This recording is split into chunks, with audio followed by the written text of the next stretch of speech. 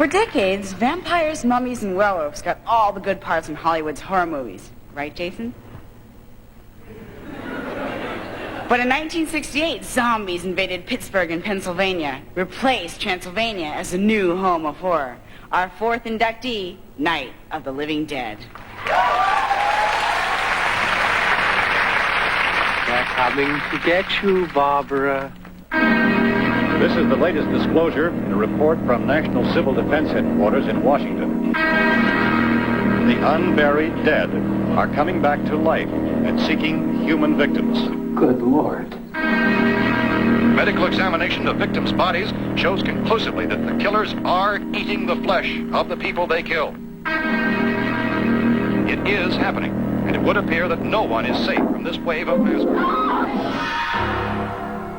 To anyone who's experienced the uncompromising terror of Night of the Living Dead, it's obvious that the film isn't just another typical Hollywood horror story. It was created by a small team of producers at a Pittsburgh area ad agency who decided to turn their talents to movie making. It had taken us a number of years of doing commercials and always working toward the goal of making a feature. By us, I mean George Romero, Russ, Streiner, and myself, and the other people that work with us at Latent Image. And literally the first week that we owned a 35mm camera, we said, let's make a feature now. The group decided that George Romero, the man with the most experience shooting film, would direct. And so we said, we'll do a horror movie, which was fine with me because I've always loved the genre. Romero, Russo, Streiner, and some other friends each put up $600. Relatives and business associates were also persuaded to invest in the project. But they still had to make their movie for less than many 30-second commercials cost. So they kept their plans modest. The only thing that we made a conscious, concerted effort to do was to do the best film we could with our $60,000. Russo and Romero came up with a screenplay inspired by I Am Legend, Richard Matheson's story of the recently dead who come back to life in search of human blood. Locations were selected, and the cast, a mixture of professional actors and friends, was assembled. At the beginning, they called their film The Night of the Flesh Eaters, and shooting began in the summer of '67. All of us had to wear many, many hats, so you might find me changing magazines and wearing ghoul makeup while I'm doing it. For the real aficionados of the film, they see George Romero playing the part of a TV reporter, and that was a sequence that I filmed. So we all kind of did whatever we had to do to get it done. Streiner also played an important role on screen as the ghoul's first victim. I was a warm, willing body as opposed to some very, very tough casting audition. That's not true. I think he did an excellent job, and certainly his famous line in the cemetery has stuck with horror fans for the past 22 years. They're coming to get you, Barbara. Judy O'Day as Barbara brought a tremendous energy to her part.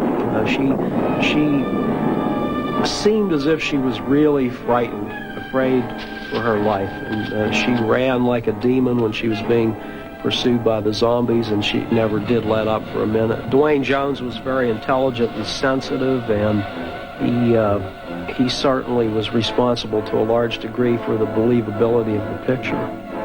After working in their spare time for more than a year, the producers sold their finished film to a distributor. They discovered that The Flesh Eaters had been used, so they gave the movie a brand new title. The world premiere was in Pittsburgh in October 1968. We went out and brought popcorn and went out and watched it at a drive-in. And that was a big moment, too, because we could actually go out and see one of our movies in a drive-in, man. So we were in the big time. Night of the Living Dead was a box office success from the start. But its reputation as something more than just another horror film grew when it began a 2-year run as the midnight feature at Greenwich Village's Waverly Theater. And it became one of those movies that people went to, goof on and recite the dialogue to and sit and watch over and over and over and over and over. The movie quickly became a cult favorite, and critics began to take notice. Rex Reed, movie critic for the New York Daily News, wrote, "If you want to see what turns a B movie into a classic, don't miss Night of the Living Dead." The prestigious British film journal, Sight and Sound, said, "If you do like horror films, this may well be the most horrifying ever made." And the movie was even screened at the Museum of Modern Art. Night of the Living Dead was one of the few horror films at that time that did treat horror seriously. And it's probably very frightening because everybody's afraid of death, and now you have a death that's not even final. You die and you come back, and the dead turn on the living. And so it's sort of death multiplied exponentially. Action zombies. Now, after more than 20 years, the producers have gotten together to bring a new version of their terrifying tale to the screen. I think the remake of Night of the Living Dead is going to have the same impact as the original. And I think what it's going to do is reaffirm all the reasons why the first picture was successful. The film has grossed over $15 million at the box office and has been translated into 17 languages. And despite remakes, sequels, and dozens of imitators, no picture has surpassed the stark power of the black and white classic. John Russo offers what may be the definitive explanation for Night of the Living Dead's enduring appeal. I heard an interview once with Tommy Dorsey, and they asked him why did his music stand the test of time, and he said, well, because it was pretty good music. And that's probably the truest thing that could be said for Night of the Living Dead. It was a real good horror film. It scares people, and that's what horror films are supposed to do. Help me! Oh, help me!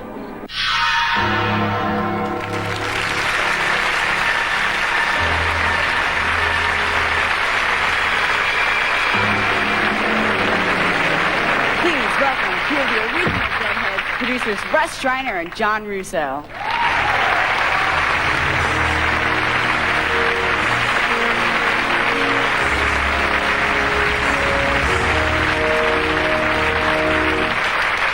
On behalf of Deadheads everywhere, thank you very much. We would be a bit remiss if we didn't thank the co-producer on the film, Carl Hardman, and a very special thanks to our good pal, George Romero, who unfortunately is on location tonight. He sends his warmest regards and thanks you very much. I'd like to thank the entire cast and crew who worked so hard to help us make a hit picture on a shoestring. And also, we consider this award a tribute to Dwayne Jones, who is no longer with us. Thank you very much.